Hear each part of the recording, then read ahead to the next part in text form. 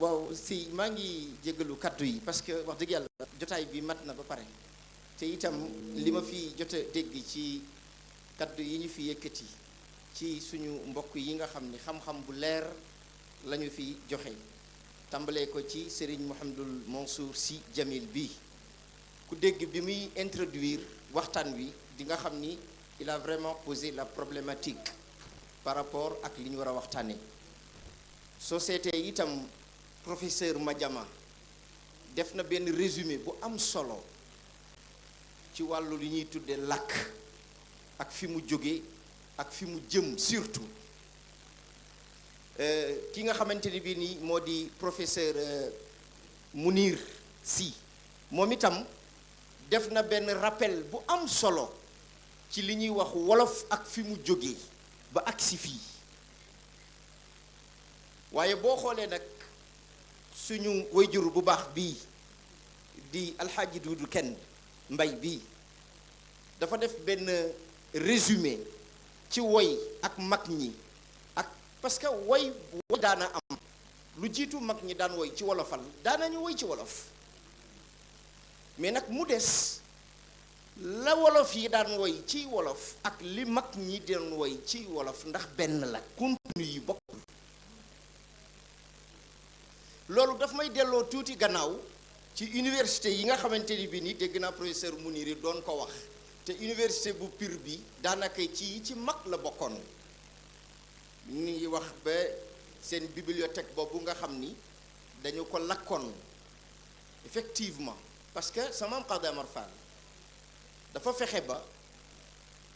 baati alquran yi benn baat bu nekk mu yettal ko piri ci wolof mag ñi daan bàyyi ko fu nekk ci sous-région bi daan ko fekk foofu mu ko daan defee kuy dem wax sa moroom ni ko maa ngi dem ca piri ma loolu moo indi baatu pir ndax piri ma moo tax boo seetee wolof jegeñ na arab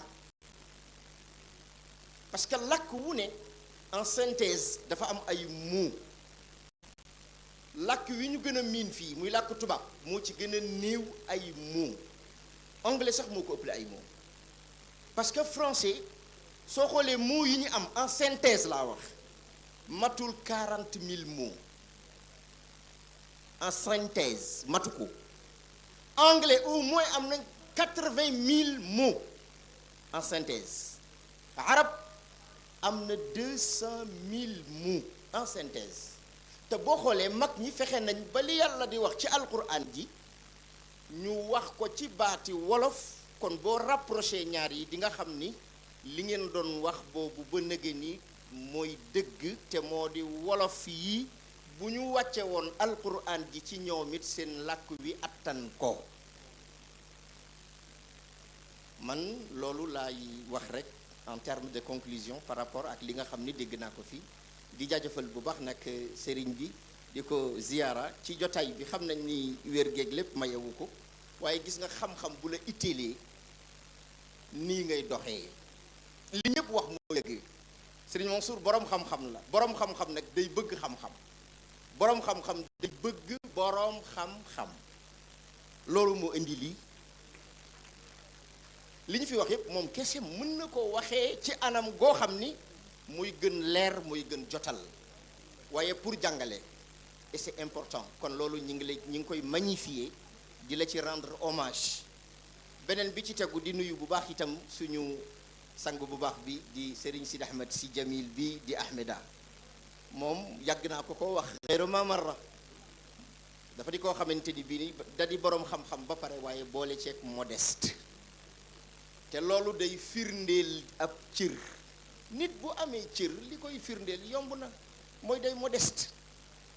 ni ko sëriñ bi waxe sànq bi muy ubbi fa tabarakallahu sëriñ bi yow ñu ngi lay ziar bu baax di la ndokkeel di balu xaq nag assistance bi ñi fi teew ñëpp boobu ba léegi di déglu waaye sëriñ bi ñii nii de ay jàmbaar lañu ñoom sëriñ Moustapha ñii ak ñoom sëñ Babacar ñii ak ñoom Sega ak ñi ñu àndal ak xale yi ak Mouhamad Sissawo bi ñii ay jàmbar lañ parce que mbak ñoom ñoo dëkk di jonjoo ak ñoom guddi ak bëccëg gis ci li ñuy xëy di ci gont te lépp mooy lu mel nii na am lu mel nii na am mooy nañu jëmmal xam-xam Seydi Malick wax dëgg yàlla bu ngeen xoolee li mu jàng yépp sëriñ bi sujet bi mu indi nii tey wax dëgg yàlla xëy na xatuk jotaay bi mooy tax mais mënoon jël benn terme de référence muy Seydi Malick radiyallahu taala anhu amul làkkat bu ko jàngal ci làkkam amul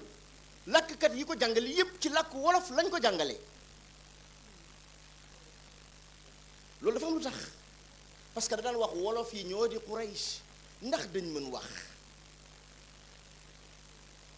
tax kon jotaay bi jotaay la boo xam ni bu yaatu la bu riche la ci xam-xam maa ngi jégalu kàddu yi ngeen bal ma wasalaamu aleykum wa rahmatullah